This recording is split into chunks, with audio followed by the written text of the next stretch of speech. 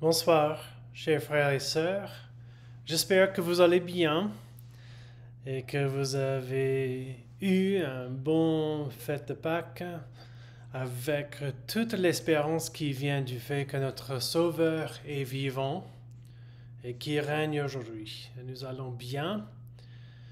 Ce soir, nous allons faire ensemble, encore une fois, une étude sur la mise à mort du péché.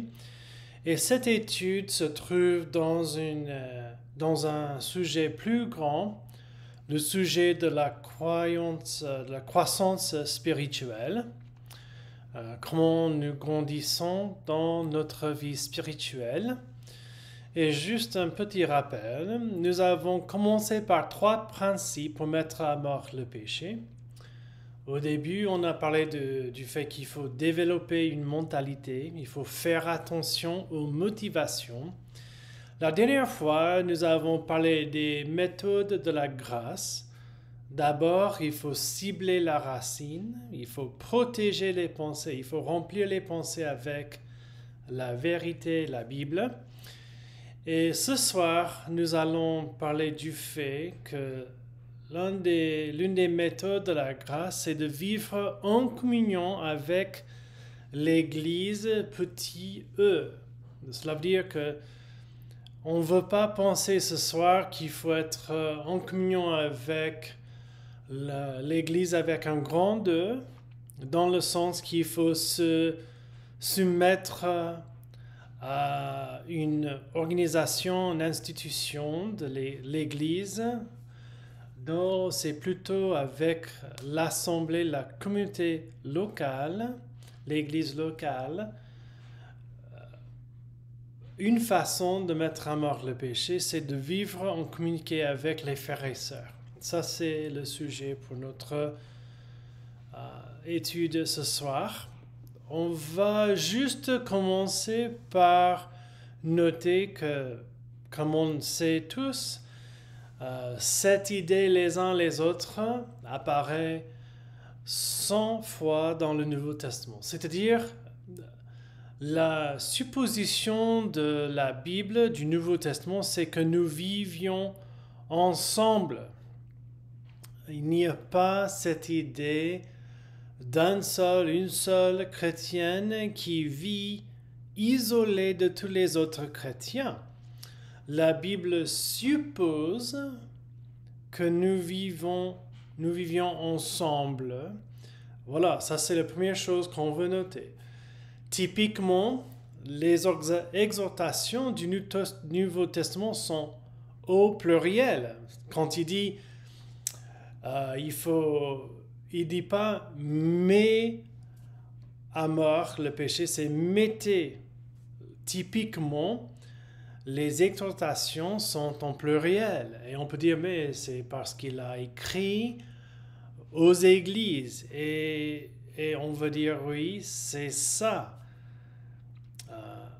Quand Paul, ou Pierre, ou Jacques, ou Luc, les autres, ils ont écrit soit les évangiles, l'histoire, les lettres du Nouveau Testament. Ils ont écrit aux églises. La supposition, c'était que l'église écoutait ensemble les paroles de Dieu et vivait ensemble la parole de Dieu. C'est sûr qu'on doit chacun appliquer les vérités à la vie, mais il faut vivre ensemble. Et cette vie en communauté nous aide à mettre à mort le péché de 2 façons. L'encouragement, on peut dire, et la confession. L'encouragement et la confession. Et on veut passer notre temps ce soir en pensant à ces 2 aspects de la vie en communauté. L'encouragement les uns les autres et la confession les uns les autres. On va commencer par l'encouragement de l'Église. Je vous cite ce passage que vous connaissez, j'imagine, mais ce que nous avons dans notre traduction, veillons ou observez avec réflexion les uns sur les autres pour nous exciter, c'est encourager ou susciter à l'amour et aux bonnes œuvres. N'abandonne pas notre assemblée, comme c'est la coutume de quelques-uns, mais exhortons-nous réciproquement, et cela d'autant plus que vous voyez s'approcher le jour. Hébreux 10, 24 et 25. Qu'est-ce que nous avons ici?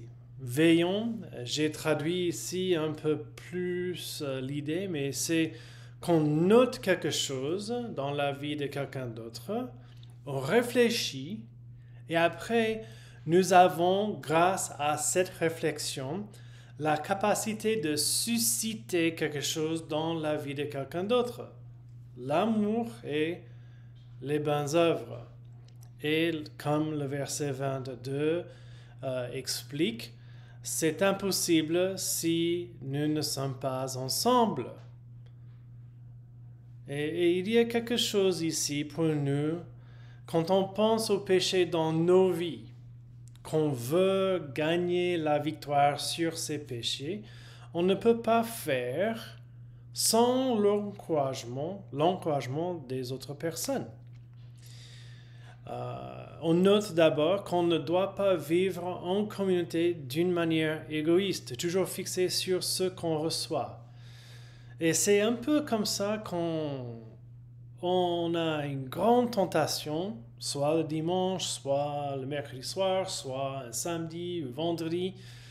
On dit « Oh, je ne veux pas assister parce que franchement, je suis fatigué, je ne sais pas si je vais recevoir quelque chose. En fait, les dernières fois que je suis y allé, j'ai rien reçu. » Ah, attention, ça c'est l'inverse de ce que dit Hébreux 10. Il dit « Il faut veiller sur les autres pour les susciter à l'amour ou bonnes œuvres. » Quand on va aux réunions de l'Église, toujours fixé sur qu'est-ce que je vais recevoir moi-même, on ne vit pas selon la Bible.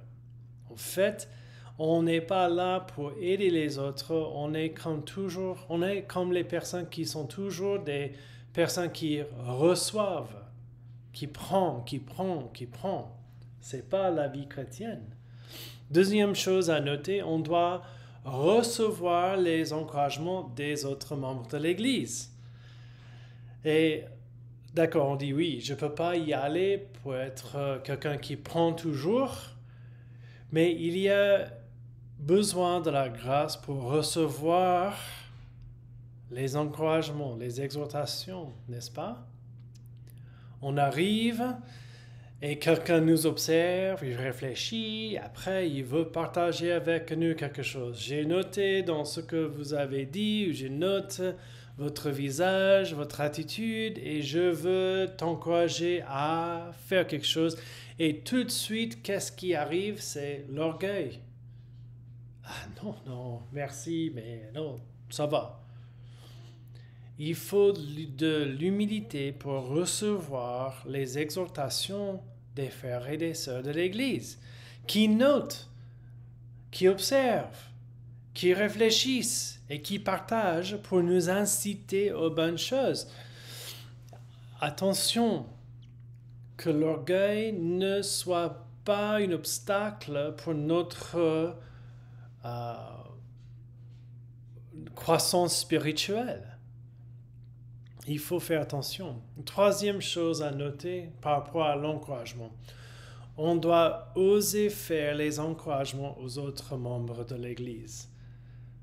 Et c'est difficile, n'est-ce pas?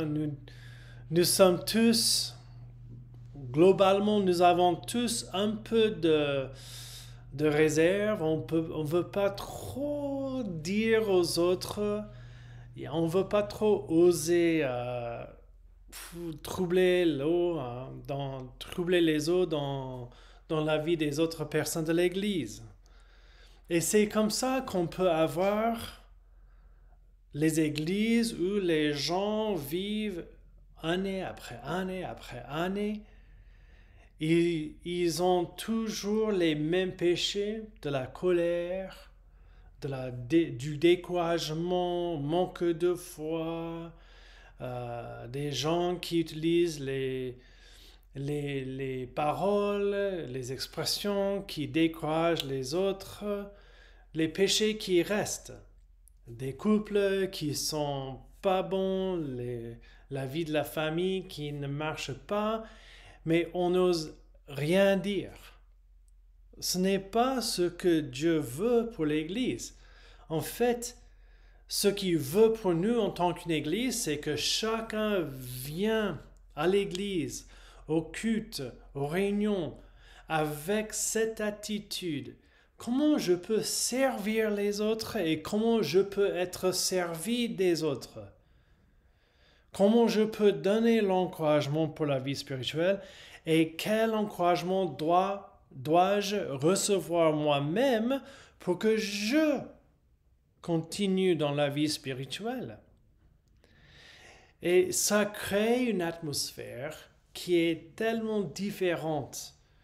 Nous n'avons pas maintenant une atmosphère des personnes qui viennent, on s'assoit, on assiste et on part et on a reçu un service des prêtres, pasteurs, où on a pu donner à Dieu quelque chose et après on part et on reste en fait isolé de toutes les autres personnes.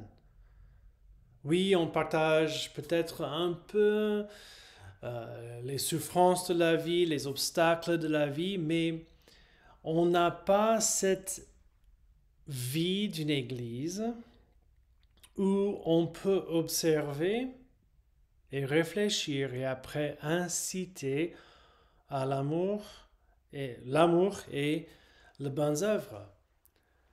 Et ça implique, n'est-ce pas, ce type de vie spirituelle implique une église qui est ensemble beaucoup plus que le dimanche matin, même le dimanche matin et le mercredi soir. Ça parle d'une vie partagée, où on peut voir des parents qui sont trop fatigués et qui ont besoin d'être encouragés en tant que papa et maman, des enfants qui n'obéissent pas et ont besoin d'être encouragés de vivre selon le Seigneur dans l'obéissance aux parents. On peut avoir l'occasion d'observer des célibataires qui sont découragés ou qui semblent être très tentés par le monde d'être encouragés par les autres pour vivre pour le Seigneur. On a besoin de l'encouragement de l'Église entière. Chacun a besoin des autres pour être encouragé de continuer à croître dans le Seigneur.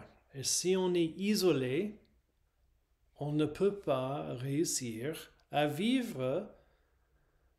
Si notre isolement, c'est en raison du fait qu'on ne profite pas de l'assemblée. Bon, juste un petit mot, frères et sœurs. Nous avons besoin des autres chrétiens. Et je comprends, parfois c'est pas facile, c'est dur d'être avec les autres. Il y a un prix à payer, soit dans le temps qu'il faut, ou soit dans l'argent. Mais le prix à payer, c'est nécessaire pour croître ensemble.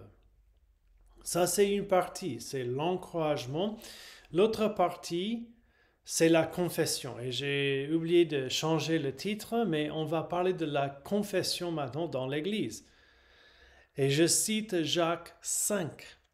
Confessez donc vos péchés les uns aux autres et priez les uns pour les autres afin que vous soyez guéris. La prière agissante du juste a une grande efficacité. Élie était un homme de la même nature que nous. Il pria avec instance pour qu'il ne pleuve point et il ne tomba point de pluie sur la terre pendant 3 ans et 6 mois. Puis il pria de nouveau et le ciel donna de la pluie et la terre produisit son fruit. Mes frères, si quelqu'un parmi vous s'est égaré loin de la vérité et qu'un autre l'y ramène, qu'il sache que celui qui ramènera un pécheur de la voie où il s'était égaré sauvera une âme de la mort et couvrira une multitude de péchés. Jacques 5, 16 à 20. Un passage qui peut être abusé, mais qui est important pour notre vie en tant qu'une église. Et j'aimerais bien noter juste que ce n'est pas un appel à la confession globale de tous nos péchés, soit dans une réunion, soit au pasteur. Et pourquoi dire ça? Il y a beaucoup de pression aujourd'hui qu'on vive la vie authentique, ou vraie vie, où on partage tout avec tout le monde. Et si on partage tout, on ne partage pas tous avec tout avec tous, on n'est pas honnête, on est un peu hypocrite. Non, en Jean 2, c'était une observation de l'auteur Sinclair Ferguson, et je pense que c'est vrai. Jésus ne se fiait point à eux parce qu'il les connaissait tous. Ce n'est pas un péché de ne pas tout partager avec tout le monde. Et je pense que ce que Jacques ne veut pas dire ici, c'est que chaque fois que nous sommes avec notre chrétien, on doit partager tous les péchés qui se sont apparus dans nos vies cette semaine. Non, on a des péchés, on pêche contre le Seigneur, après on demande pardon au Seigneur et c'est fait. C'est effacé, on est purifié, on est pardonné et on continue. On n'est pas obligé de confesser à l'église chaque fois qu'un mari pêche contre sa femme, avec une parole qui n'est pas gentille. Par exemple, non, ça reste entre les deux. Un bon principe, c'est si le péché c'est dans le cœur contre Dieu, on confesse à Dieu. Si c'est entre deux personnes, on confesse entre ces deux personnes. Et c'est uniquement quand le péché est contre l'Église entière qu'on doit confesser à l'Église entière. Ceci dit, nous savons tous, je pense, que nous avons certains péchés qui sont beaucoup plus durs pour nous d'entamer que les autres. Et c'est là où nous devons avoir la sagesse de Dieu pour suivre la direction du Saint-Esprit. Parce qu'il y a des péchés qu'on a besoin de confesser aux autres, pas pour recevoir le pardon d'eux, mais pour être aidé par eux dans la lutte contre ce péché. En fait, la confession dans l'Église, c'est un moyen pour briser les chaînes du chantage. Et j'aimais bien cette idée. Et je vais vous donner une citation assez longue qui vient du livre Dévoué à Dieu par Sinclair Ferguson, mais je pense qu'il a de la sagesse ici. Voici ce qu'il écrit. Quel est le stratagème de Satan? Nous avons déjà honte une fois que nous avons tombé dans le péché. Mais maintenant, en plus, nous craignons ce que les autres vont penser et dire. Et bien sûr, ici, il parle plutôt d'un péché qu'on dit est assez grave. Quelque chose dans la vie qui suscite la honte. Et ce n'est pas toujours uniquement les péchés qui sont grave, mais peut-être c'est quelque chose qu'on tombe à nouveau et à nouveau et à nouveau. On ne veut pas admettre parce que nous craignons ce que les autres vont penser et dire de nous. Et c'est quoi le résultat une fois que nous sommes entrés dans ce type de raisonnement? Nous nous isolons en nous-mêmes Nous avons le sentiment qu'il y a un secret que personne d'autre ne doit connaître. Nous ne parvenons pas à traiter bibliquement notre péché. Nous développons des habitudes de désespoir à son sujet. Bon, réfléchissons. Est-ce que nous avons certains péchés dans nos vies et pour nous, ils doivent rester un secret? Ah, oui, je peux confesser certaines choses, mais ce péché-là, non, ça doit rester un secret, soit parce que je veux le tenir, ou soit parce que je crains vraiment ce que les autres vont penser de moi. Si, dans l'honnêteté, nous avons cette idée, ah, ça doit rester un secret, nous sommes en danger. Nous sommes en danger. Parce que ça, c'est un stratagème de Satan. On continue.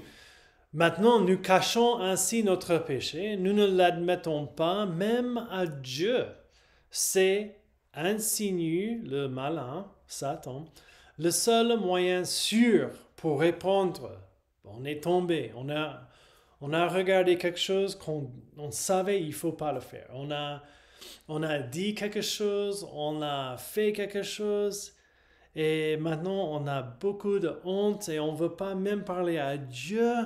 Et il y a cette idée, le seul moyen sûr pour traiter ce péché, c'est d'ignorer, mais on crée des murs autour de nous. Très subtilement, il écrit, nous avons commencé à perdre de vue le fait que le pardon existe. Et Satan veillera à ce que nous continuions à ressentir notre culpabilité et notre honte. C'est intéressant, n'est-ce pas? Parce que nous pensons, ah, Satan, il veut que nous soyons très durs. Peut-être, mais peut-être pas. Peut-être il accomplit ce qu'il veut quand nous sommes remplis de culpabilité jusqu'au point où nous ne demandons pas pardon de Dieu et nous ne parlons pas aux autres qui peuvent nous aider. Continue. Que penseraient les autres membres de l'Église de nous? Comme s'ils n'étaient pas des pécheurs eux aussi. Et nous devenons paralysés. Dans ces circonstances, nous pouvons nous trouver incapables de briser la sombre emprise que le péché et Satan ont maintenant sur nos vies. Mais si nous sommes capables de partager notre échec, notre sentiment de culpabilité et d'asservissement avec un autre chrétien en qui nous pouvons avoir une confiance absolue et à qui nous pouvons ouvrir notre cœur, qu'est-ce qui arrive? Alors nous brisons le pouvoir du chantage. La vérité éclate en présence de Dieu. Nous sommes capables de prier ensemble honnêtement. Et le pardon coule à nouveau dans nos cœurs. C'est beau, n'est-ce pas? Et c'est quelque chose que j'ai vécu et que j'ai vu. Quelqu'un tombe dans un péché comme la pornographie, quelque chose comme ça. Il regarde les choses qu'il ne faut pas sur l'Internet, des films.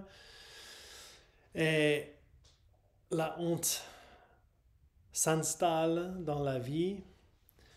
Et puisqu'il craint ce que les autres vont penser de lui, il ne partage pas, mais sans aide, il n'a pas la capacité de briser le pouvoir. Et ça continue, c'est un cycle vicieux où il arrive à être entièrement isolé de tous les autres chrétiens. Il ne parle plus à Dieu.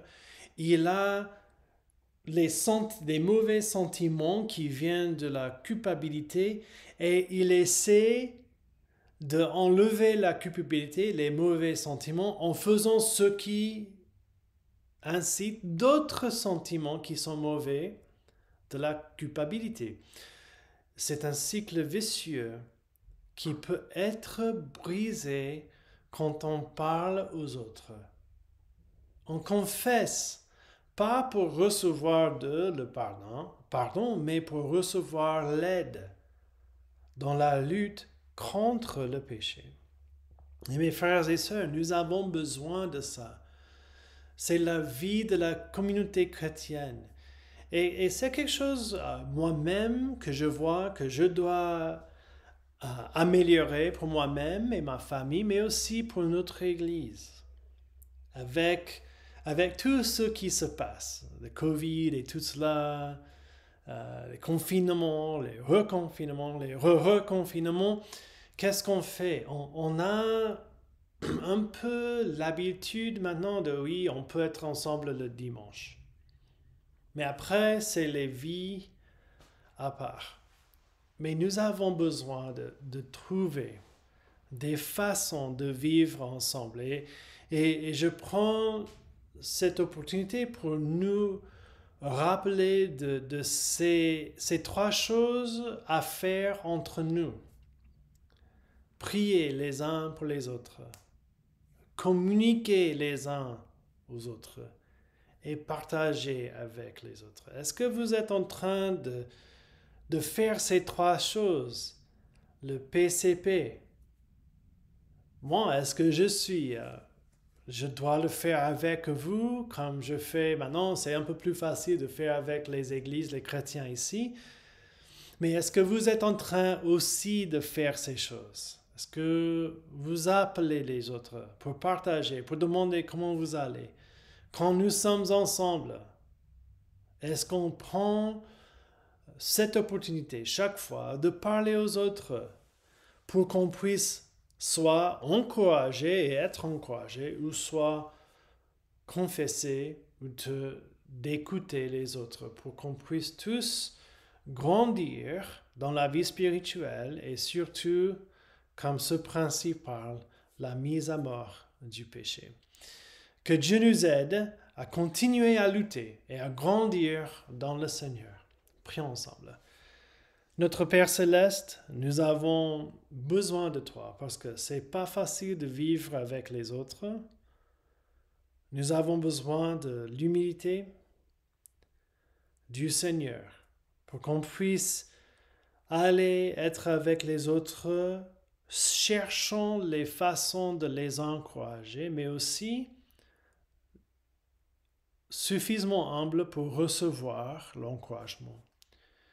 Et l'humilité aussi, de confesser nos péchés pour recevoir l'aide de la communauté, pour qu'on puisse tous marcher selon l'Esprit. Que Jésus-Christ soit glorifié, que le Saint-Esprit nous remplisse de son pouvoir pour vivre pour toi et pour ta gloire, Père. Nous prions dans le nom de Jésus. Amen. Merci mes frères et sœurs et que Dieu vous bénisse. Au revoir.